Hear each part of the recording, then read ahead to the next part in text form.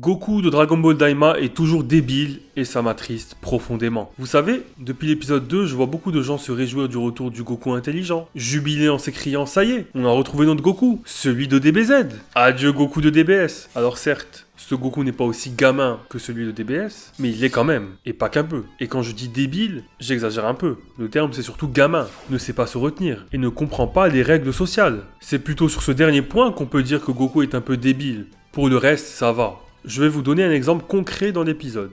Quand Goku rencontre le Wrap, l'espèce de poisson géant qui fait office de gardien de portail pour se rendre dans le Daimakai, Goku le traite de poisson rouge. Bon ok, ça c'est du Goku, haha. Ça ne m'étonnerait pas que le Goku de DBZ fasse un truc pareil. Il s'est toujours adressé aux Kaioshin, Kaio, etc. avec peu de manières, alors que ce sont des divinités, même s'il les respecte et les appelle Sama. Sama qui est un suffixe honorifique, de respect, de grand respect même. Il s'adresse à eux comme ça quand il vient les rencontrer notamment. Quand Goku apprend que Shin dans le 25e Tenkaichi Budokai est un Kaioshin, il lui dit « Omewa Kaioshin Samaka ».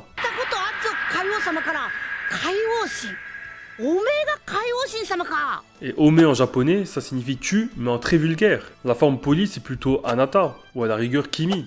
Et encore, au Japon, on s'adresse aux gens plutôt sans leur dire tu. Soit c'est sous-entendu dans la phrase, soit on appelle la personne par son nom de famille et lui parle à la troisième personne. Par exemple, au lieu de dire « Est-ce que tu aimes les burgers ?», on va dire « Goku aime-t-il les burgers ?»« Goku-san bagawa suki desu ka ?» Vous voyez ? Parenthèse étant fermée. Goku ici, même après avoir été rappelé à l'ordre par Kaioshin, va demander au Wrap s'il n'est pas un poisson rouge télescope.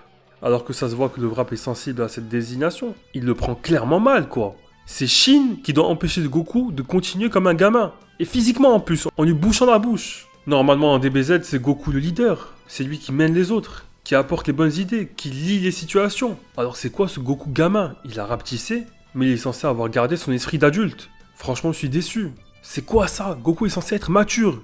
Il a une femme et un gosse. Il est père de famille. Il a sauvé le monde.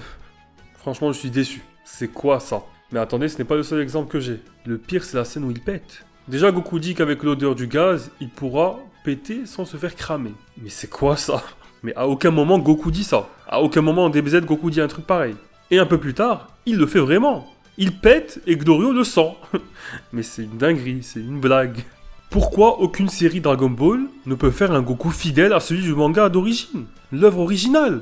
Fidèle à Dragon Ball Z l'animé. Pourquoi ils le rendent soit gamin, soit débile, soit les deux ? Pourquoi personne ne respecte Goku ? Ça commençait déjà dans le film Battle of Gods en 2013. Goku n'arrivait même pas à suivre le récit simple de Shenron sur le Super Saiyajin God. Vegeta lui a carrément dit de se taire pour qu'il puisse suivre le récit.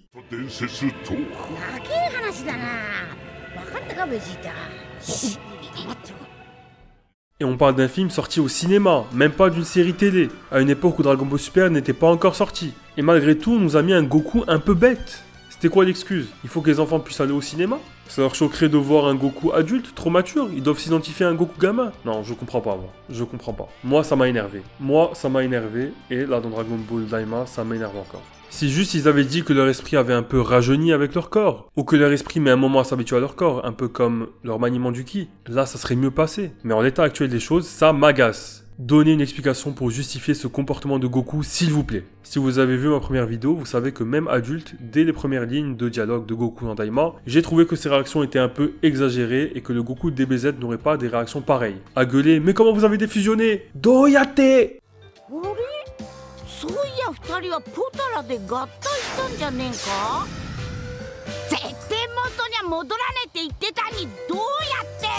Et c'est surtout dans le dessin, dans les exagérations des traits, des expressions faciales que je trouve que c'est marqué. Limite dans sa voix et son intonation, c'est un peu moins le cas. Peut-être même que Goku dirait pareil dans DBZ, avec la même intonation, mais avec un dessin différent, moins exagéré.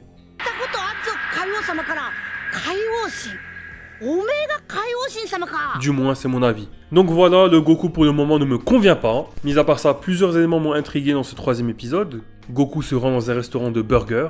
Donc le burger est un plat interdimensionnel, MDR. C'est marrant quand même. En fait, c'est très intéressant. Il semble qu'il y ait des plats ou boissons qui soient connus de tous, et d'autres qui sont propres à la Terre. On peut voir en Battle of Gods Beerus découvrir les crevettes Ebi Fry ou autres mets japonais, mais de l'autre côté on a les burgers qui sont dans le Daimakai, ou Mr Popo qui propose un jus à Degesu dans le premier épisode, sous-entendant que le concept de jus est connu même dans le Daimakai. On a aussi vu dans l'anime Dragon Ball Z le roi Cold boire ce qui semblerait être du vin, dans un verre à vin. Tout cela est vraiment intriguant. Un autre point qui m'a interloqué, c'est le fait que Kaioshin semble venir du Daimakai. Il fait apparemment partie d'une race qui s'appelle les Glind. C'est un Glindujin.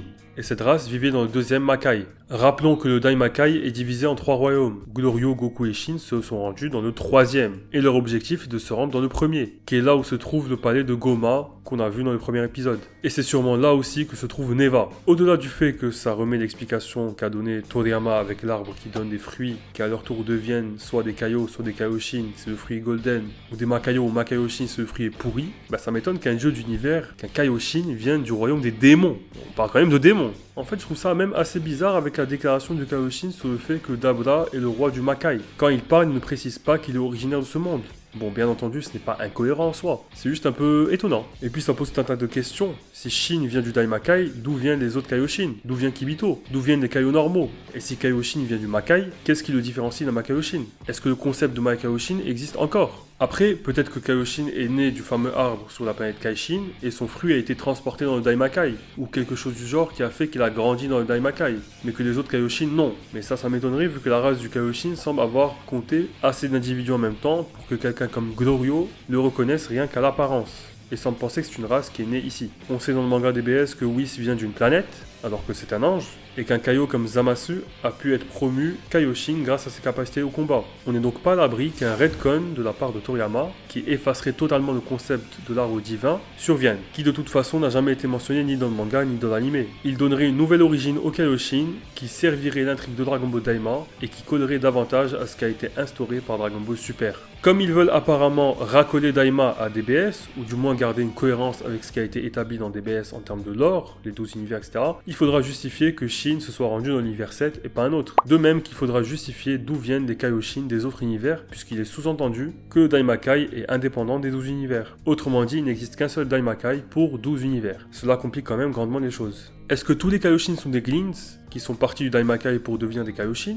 C'est tout de même vraiment étrange, surtout qu'à la base il est censé quand même y avoir au moins 4 Kaioshin, un par point cardinal, Shin étant celui de l'Est, et même un 5e au-dessus des autres, le Dai Kaioshin. Mis à part ça, ce 3e épisode était à mon sens moins bon que les 2 précédents, bien que l'aspect découverte de ce nouveau monde et la dimension voyage étaient intéressantes. Ce dernier épisode était plus linéaire que les 2 autres, on a vu que nos 3 héros avancer sans voir d'action ailleurs, le tout saupoudré d'un Goku un peu gamin et de scènes comiques qui auraient pu marcher sur moi si ce n'était pas Goku supposé adulte mentalement qui en était à l'origine. Je m'interroge aussi sur cette arme que possède Glorio. Les armes ont toujours eu un statut assez particulier dans Dragon Ball. Ces armes à feu laser qu'on peut retrouver par exemple au sein de l'armée de Frieza n'ont absolument aucun effet sur les individus à la puissance relativement élevée. Et quand je dis ça, je pense à une puissance comme celle de Nappa ou même de Raditz. Je m'interroge donc vraiment sur l'utilité et qui y est sensible. Dans Dragon Ball Super, c'est différent. Dans le film Dragon Ball Z Katsuno F, Goku se fait grièvement blesser par un rayon laser d'un soldat de Freezer, parce qu'il a été pris en traître par derrière et a baissé sa garde. L'explication est que le laser traverse la matière. Il faut déployer son ki pour la contrer. Jaco se bat également avec une arme. Certaines armes, peut-être, prennent le ki de leur porteur et la recrachent sous forme de rayon, je ne sais pas. En tout cas, cela m'intrigue. Et celle de Glorio, je ne pense pas qu'elle fasse partie de cette catégorie. Mention spéciale à la scène de combat dans le resto de burger de Goku qui se bat en mangeant. C'était une scène délicieuse, je l'ai vraiment beaucoup apprécié. J'aime beaucoup ces phases un peu slice of life avec des péripéties à petite échelle et des combats contre des adversaires pas forcément très forts. J'ai par exemple adoré l'arc de Gohan Odyssey dans Dragon Ball Z. Abonnez-vous pour suivre mes vidéos sur Dragon Ball Daima, je fais des vidéos et des shorts, alors suivez l'aventure avec moi, n'hésitez vraiment pas à vous abonner et à me laisser votre avis sur cet épisode 3 en commentaire. Sur ce, à la semaine prochaine, Jana! 死んだか砂使いのトースト謎のビザ一人忍び